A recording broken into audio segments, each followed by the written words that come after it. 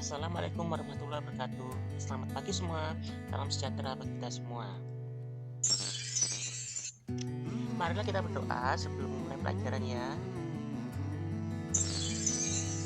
Baiklah anak-anak, sebelum kita mulai belajar, agar tidak terkena spam, jangan lupa subscribe, like, dan share.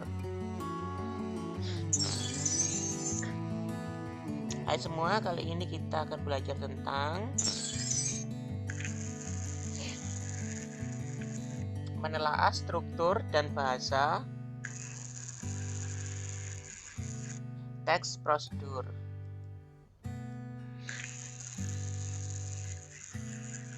Struktur teks prosedur yaitu A. Tujuan,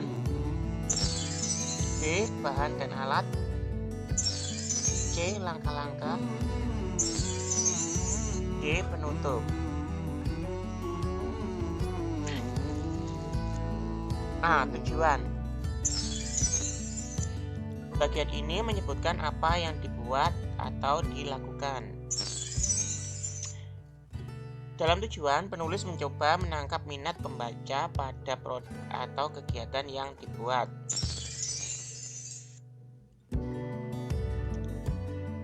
Menggunakan pilihan kata yang mampu menarik perhatian. Hindari ungkapan negatif seperti susah dilaksanakan atau akan memakan waktu lama. Pilihan kata yang dapat menarik perhatian dicontohkan berikut. Mudah dibuat, dilakukan cepat, bermanfaat, indah, murah, lezat, bergizi, menyenangkan, menyehatkan, dan memuaskan. B. Bahan dan alat. Teks prosedur, cara membuat sesuatu diperlukan alat dan bahan. Misalnya resep makanan, membuat hiasan, atau membuat yang lainnya. Alat dan bahan dirinci sampai ukuran yang akurat karena untuk menghasilkan produk yang baik. C. Langkah-langkah, yaitu merupakan inti dari tujuan teks prosedur. Berisi tahap-tahap kegiatan atau urutan kronologis termasuk hal yang perlu diperhatikan. Jika panduan untuk permainan, maka berikan aturan permainannya.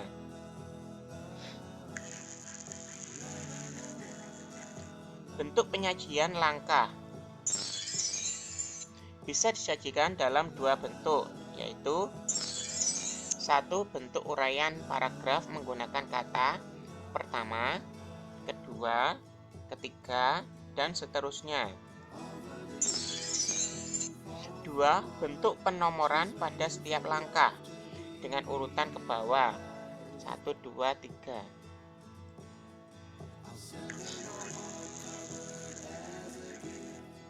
Penggunaan kata penghubung pada langkah.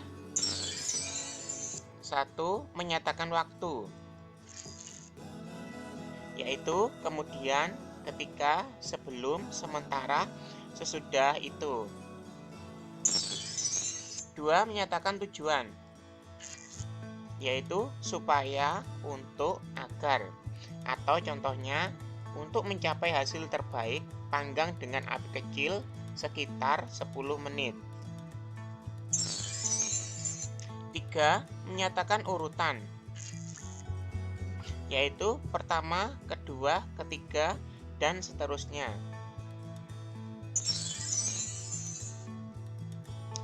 Penggunaan kalimat perintah, saran, larangan dalam langkah-langkah.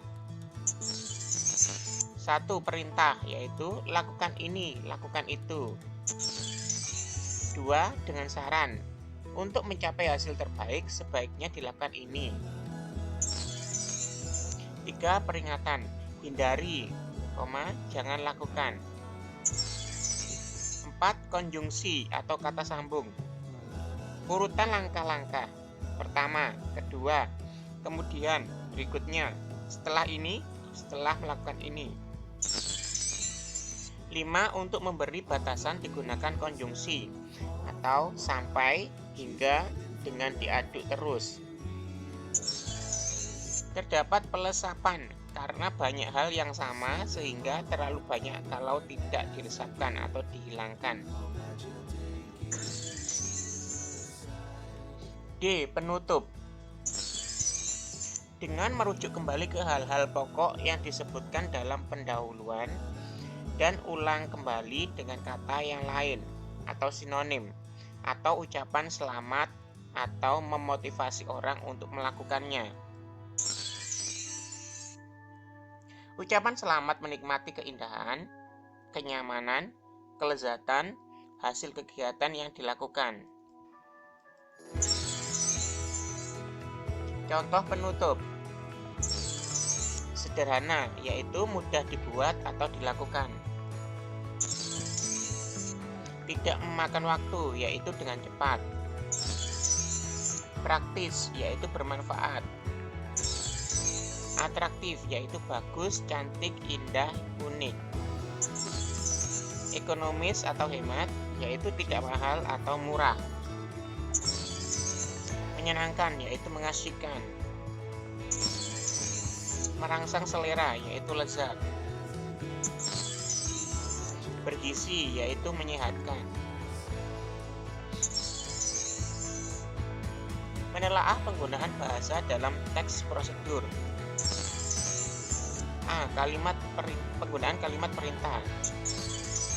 B. Penggunaan bentuk pasif atau untuk proses. C. Penggunaan kriteria atau batasan. D. Penggunaan kata keterangan cara, keterangan alat, dan keterangan tujuan pada teks prosedur. E. Menggunakan kalimat saran atau larangan. F. Menggunakan kata penghubung, pelesapan, kata acuan. G. Menggunakan akhiran i dan akhiran kan pada teks prosedur. Quiz. Jawablah pertanyaan di bawah ini pada kolom komentar dengan menuliskan nama, kelas, nomor absen. 1. Ada berapakah struktur teks prosedur? 2. Ada berapakah bentuk penyajian langkah? 3. Ada berapakah penggunaan kata penghubung pada langkah? 4. Sebutkan penggunaan kata penghubung menyatakan waktu. Nah, sampai di sini dulu materi kita kali ini. Kita akan lanjutkan pada pertemuan berikutnya. Agar tidak terkena spam, jangan lupa subscribe, like, share.